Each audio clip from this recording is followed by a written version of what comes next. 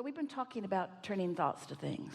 The way we always like to begin these rampages is by starting where it's easy for everyone to jump on, especially today as a result of what we've been chewing on. The way that it's easy for you to jump on, we'll just start there. So you are extensions of source energy, and you're in these physical bodies with great reason and with great relish. You've said, I want to be a part of the physical co-creating in this time and space, because there's nothing more delicious than being introduced into a diverse environment that evokes within me lifetimes of desire. And so I chose this time and this place, this specific time and this specific place, because it's the leading edge where there is more diversity than ever before. I understood from my non-physical vantage point when I decided to leap in that what most humans think about life getting better on planet Earth, they think that diversity is becoming less and less and less, and that agreement and sameness is becoming more and more and more. Where I know from my non-physical perspective that the opposite of that is true. I know that the most leading edge environment is the environment with the most diversity. Whew, did you hear that? Not sameness, but opportunities, choices. So I chose this leading edge time because the leading edge, the furthermost outward reaches of creation, always contain the most asking, the most opportunities, the most diversity. And I jumped in knowing that it was a plethora of variety and choices. I jumped in eagerly, enthusiastic about what would occur to me, how life would touch me, and what it would inspire me to want to know. I understood that at all levels of my being, desire would be stirred up within me. I knew I would be asking for small things and big things, and things that felt easy to me and things that felt hard to me.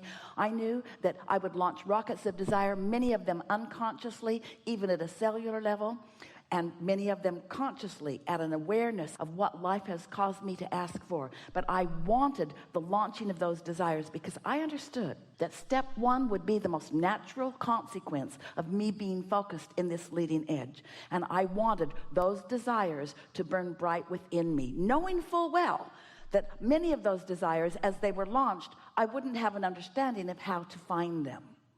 I wanted them to be within me. I wanted that calling and that asking to be within me. And I wanted it to be substantially enough, and often enough within me, that when I found a way to soften the resistance, that I would recognize the relief of it.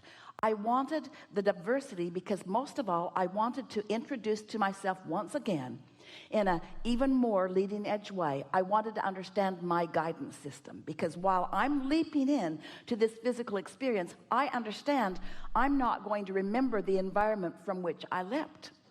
I know that the existence of my inner being still exists, but I'm not going to have recognition of that because I can't be asking the question and receiving the answer at the same time. Sound familiar? And I wanted to be a strong asker for more right from the beginning of my life experience in this physical body. So I jumped in and I explored the data and I launched the rockets, and I knew that in doing that I would reintroduce to myself, because I know that the deepest memory that I have of all is the memory of well-being. I knew that with just a little bit of diversion from the pure positive energy from which I came, that I would recognize that somehow something was off in that. And I knew that when I knew that something was off, I would be asking for something to be right. I knew that I would be asking for the improvement, and I knew it would be a natural thing. I knew I didn't need a teacher. I didn't need someone to point it out. I knew that my own life experience, my exposure to the perfection of the diversity in this environment would bring forth from me asking that would take me beyond that which it had ever been before. And further, I knew that I would remember my guidance system, because innately we all know that good feels good, and something that isn't as good does not feel as good. I was so eager about reintroducing myself to my guidance system, because without conscious awareness of my guidance system, I knew that I wouldn't know which end was up. I knew that there would be lots of factions and lots of beliefs and lots of people pulling this way and that. And I knew that my happiness could only be when I was really true to who I am, because I know most of all that I am, in answer to someone's question earlier, a continuous being. I know that I'm an eternal being, that I'm looking for more exposure to more life, to go beyond that which I've been before. And I knew that I would be in an environment where there would be billions of others who are doing the same thing.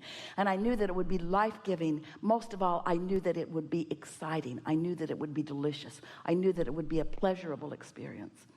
So here I am, with all of the step 1 happening naturally and all of the step 2 happening naturally, because I knew the source energy was going to be right there. I knew from my vantage point when I decided to come into this body that source energy would remain as source energy, and I knew that it would always be my backup, my support. I knew that it would always be there for me. And I also knew that I wouldn't remember that consciously, but that I would recognize it when I found it again.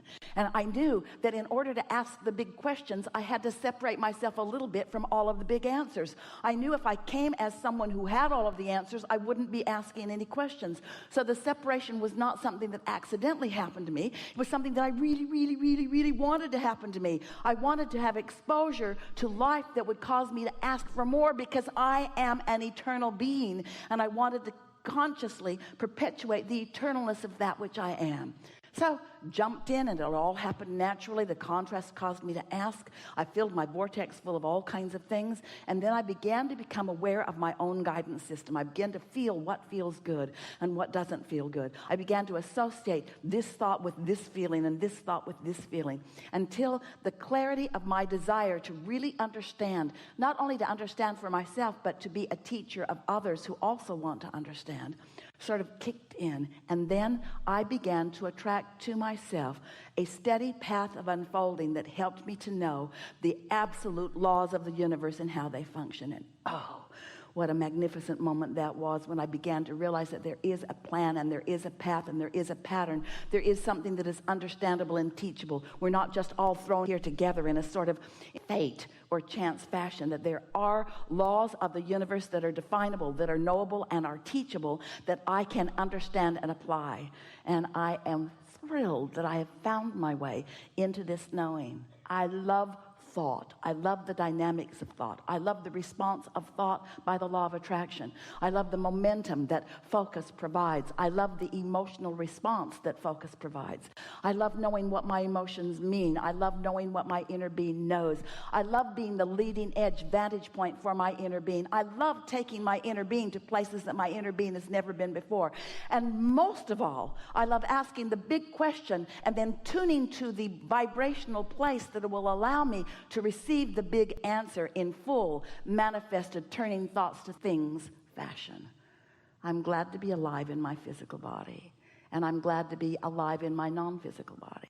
I'm glad to know the eternal nature of my being, and most of all, I am so happy that I now understand that it is all for the joy of life, that there's nothing that's broken, that nothing's gone wrong. It's for the joy of this life experience, that the love of that source energy or God or whatever you want to call it is the real deal, that there is pure, positive love that I am capable of tapping into or not, and that God who always loves me does not condemn me when I choose not to tap into it, that the radiance of that energy doesn't stop just because I've not found my way to it in any moment in time. It's always there for me to find my way back to.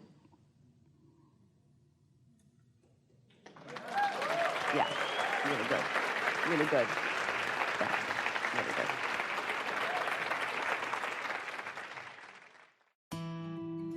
Don't forget to leave a positive message and subscribe.